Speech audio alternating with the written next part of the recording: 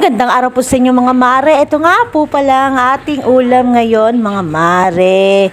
Naglagay na nga pala ako ng kamatis. And then, sinunod ko na agad ang sibuyas. Naglagay na tayo ng tubig dito mga mare. At sinindihan ko na ang gasol. And then, tinakpan natin, pakukuluan natin ito mga mare. And then, sinunod ko na kagad dito ang kalamansi. Then, luya para hindi siya malang sa mga mare. And then, ang asin. Nilagay ko na nga pala dito ang talbos ng kamote. At sinunod ko na ang tilapia ng akin slice mga marwe. And then, pagkatapos niyan mga mare, nilagay yung magic syrup. Then, hinalo for a while mga mare.